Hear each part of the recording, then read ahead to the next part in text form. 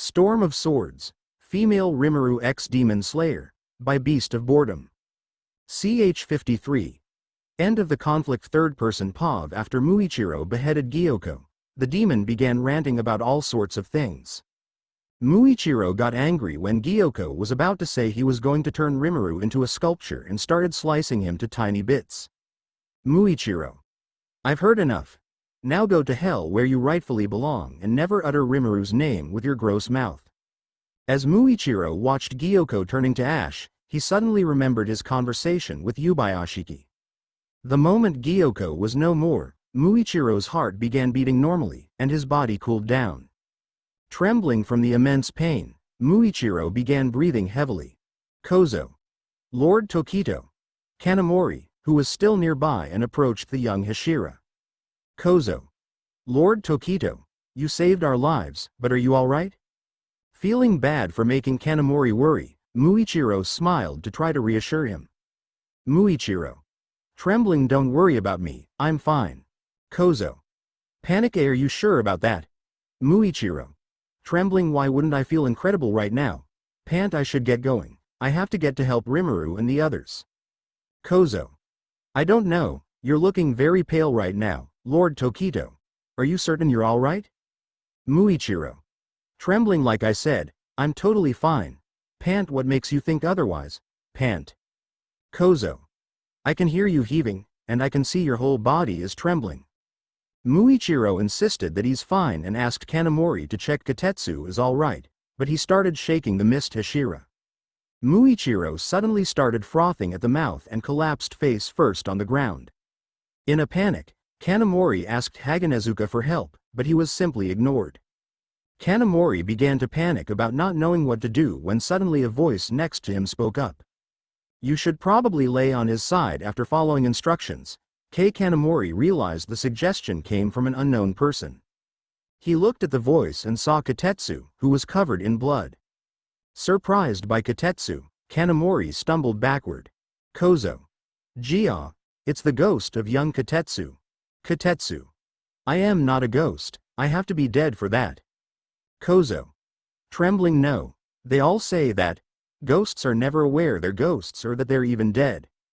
Kotetsu. Yeah, I know, but I'm alive. Kotetsu began explaining to Kanamori that Rengoku's guard that Tanjiro gave him protected him from being pierced.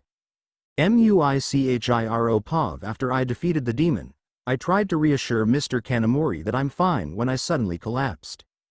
I then suddenly saw Rengoku, who placed his arm on my shoulder. Kyojiro. Let's give it our all as Hashira. I then felt more hands touching my shoulders. I looked around and saw my diseased parents and my twin brother Yuichiro. Father. See, everything turned out just fine. Muichiro. Father. Yuichiro. Muichiro, you did great. Muichiro. Brother. Tears began flowing from my eyes when my mother began caressing my head. Mother. Don't cry, Muichiro. We will always be watching over you. Muichiro. Mother. Yuichiro. It's time for you to wake up. Muichiro. Huh? Yuichiro. There's still more for you to do, right? Suddenly, an image of Rimuru and her smile flashed in front of me. Muichiro. That's right, there's still another upper moon. My late family stood up then started leaving me, but this time with a smile. As everything faded to black, I opened my eyes and saw Mr. Kanamori and Kotetsu. Kozo. Oh, Lord Tokito, you're awake. I sat up straight and then got onto my feet. Muichiro. I am sorry if I worried you both, but I have to go. There's another upper moon demon. I tried to head for the guest house, but I fell on my knees. Kozo. Lord Tokito, be careful. Kotetsu. Yeah, you were really hurt. Muichiro. I am fine. I can still fight. Kozo. Well, while I am glad you're doing alright, I am worried about Miss Rimuru. Her sword is chipped. I doubt that the blade will last much longer. Muichiro. Wait, her sword is chipped. Kozo. Yes, other than to protect Mr. Haganezuka, we came here to see if he has another spare sword since he isn't finished with her sword. Kotetsu. Why isn't it finished? Kozo. Apparently Mr. Haganezuka was almost finished, but he decided to focus on Tanjiro's sword as it was in a worse condition. I quickly made my to Mr. Haganezuka, who was sharpening a sword. Muichiro. Mr. Haganezuka, do you have any extra swords? Mr. Haganezuka stopped sharpening the sword and took a close look at it. Haganezuka. Good, I've finally finished the, hey. I quickly grabbed the sword and ran to find Rimuru. Muichiro. Sorry for suddenly taking this sword, but Rimuru needs it. I then ran as fast as I could to give the sword to Rimuru. Third person POV. After hearing that Rimuru's temporary sword is chipped, Muichiro grabbed the sword from Haganezuka's hand and ran off. Haganezuka. Angry, give back that sword, I've only honed it to the first stage, besides that's Tanjiro's sword. Muichiro. This will be fine, Haganezuka. Angry, I said wait. Haganezuka got furious that Muichiro stole the sword he was sharpening and ran after him. Kozo. Mr. Haganezuka, Lord Tokito. Katetsu. Wait for us. Afraid of being left behind, Katetsu and Kanamori quickly ran after the two. After taking the sword, Muichiro powered through the pain he's feeling and ran straight for the guest house. When Muichiro reached the village, it was mostly destroyed, but the swordsmiths were in town. Muichiro. Where's Rimuru? Swordsmith 1. She went to save the chief from a demon. Muichiro. Is she safe? Swordsmith 2. I am sure she's fine. The love Hashira arrived and ran to the chief's house to help.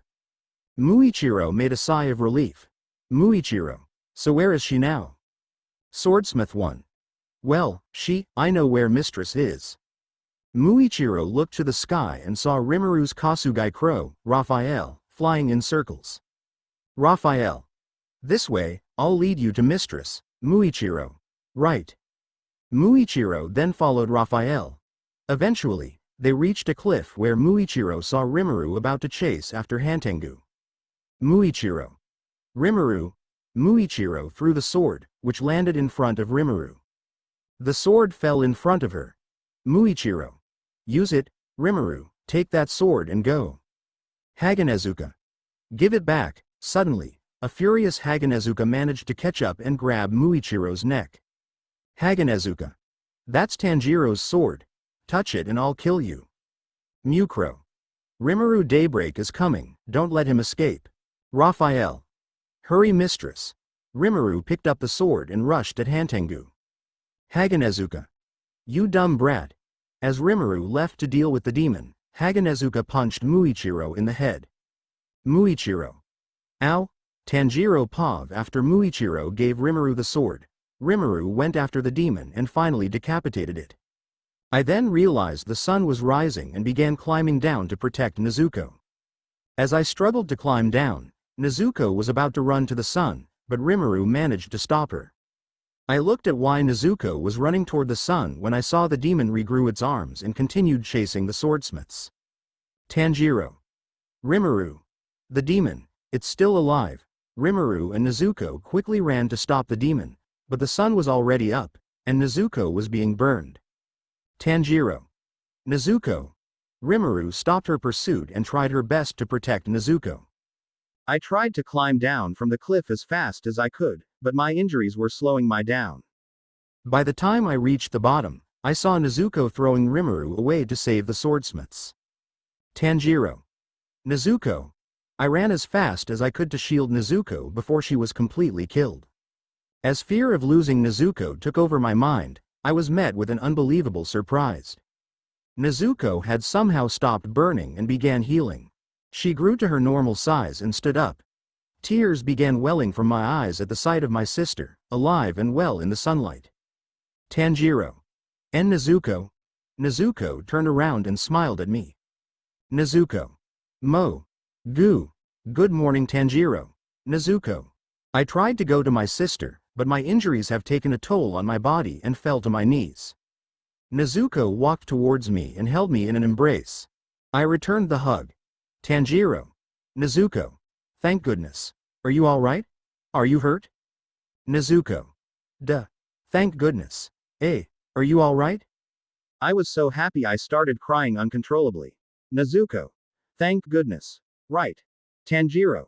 Crying yes, Thank goodness. If you turned to ash and disappeared. Thank goodness. I really thought you died when you started to burn. Thank goodness Nezuko, I'm so glad you're alright. Nezuko. Yes, thank goodness. Afterward, my mind went blank.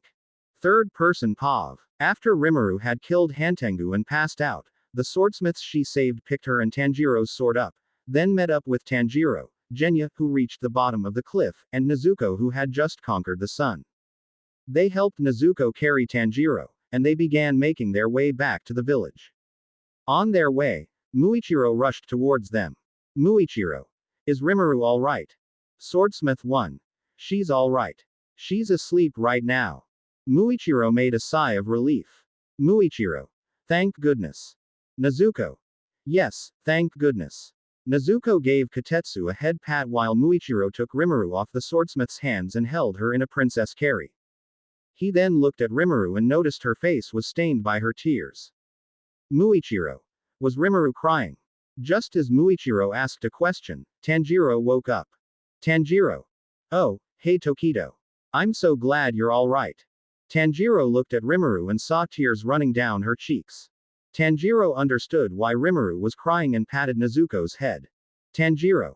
I think it's because she thought Nezuko had died and turned to ash by the sun. Muichiro. I see. Speaking of Nezuko, what's going on with her? Tanjiro.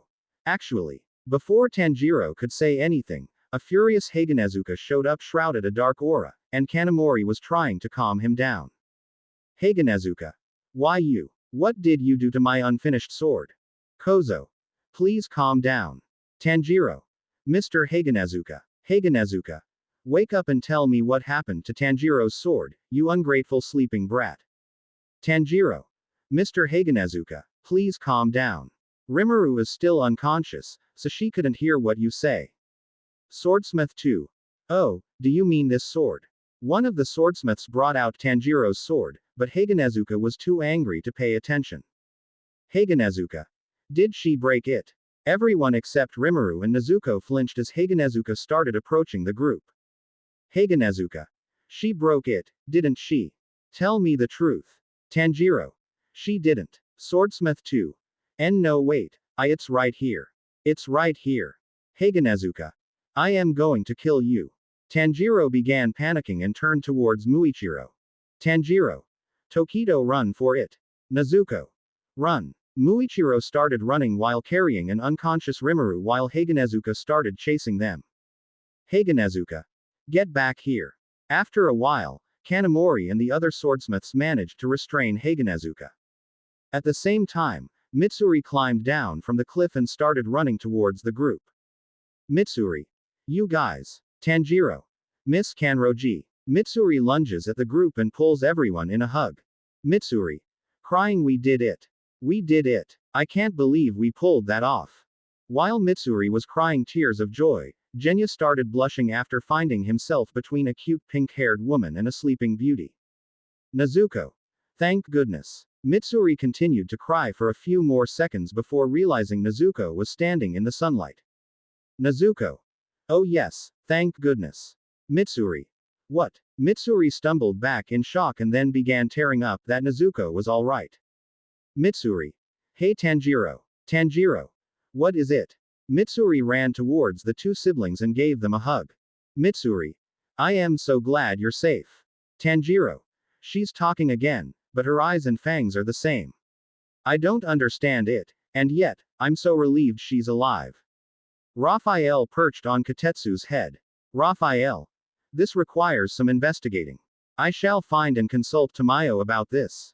Raphael took off into the air but hadn't left. She then flew towards Muichiro and looked at him in the eyes. Raphael. Muichiro, please tell Ginkgo not to go near Mistress for the time being. You know how jealous she can get, don't you? Muichiro. Nod I do. After receiving confirmation from Muichiro, Raphael flew away to Tamayo's new clinic, which she learned from the cat demon Chachimaru. Rimuru Pav. I opened my eyes and found myself inside an infirmary. I was confused about what happened and how I got here when I heard two familiar voices. Rimuru. Everyone. Rimuru's finally awake. I looked at the voices, and I saw Muichiro standing to my left and Tanjiro resting on a bed to my right along with Genya, who was resting in the next bed over.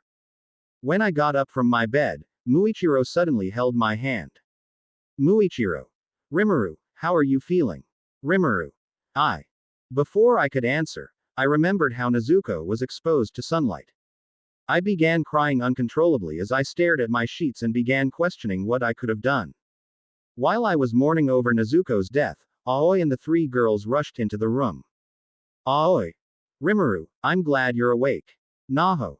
You must be hungry after sleeping for 3 days straight. Hio. Do you want this rice cracker? Sumi. Wait, why are you crying? As soon as Sumi pointed out that I was crying, everyone was doing their best to comfort me. Suddenly, a familiar boar head barged in the room while breaking down the door. Inosuke. You're finally awake. I glanced at Inosuke, who must have already finished his mission, and he's wearing his mask like a hat. I then stared back at my sheets. Inosuke. Rimuru, I need your help with something. Be right back. Inosuke rushed out of the room. Rimuru. Help. How? How could I help? I couldn't even save Nezuko. Inosuke came back, and it sounded like he brought someone with him. Inosuke. She keeps saying my name wrong, and I need help teaching her. I paid no attention to Inosuke's weird request. Suddenly, the person Inosuke brought spoke, and I heard a familiar voice. Are you all right? I looked up my sheets, and I was shocked to see that Nezuko was still alive. Rimuru. Nezuko. Nezuko. Good morning. Hearing Nezuko's voice again in years, tears continued to flow from my eyes. I wondered if what happened at the village was a dream and tried to reach out to Nezuko when I fell off the bed. Muichiro quickly moved to the other side of my bed and caught me. Muichiro.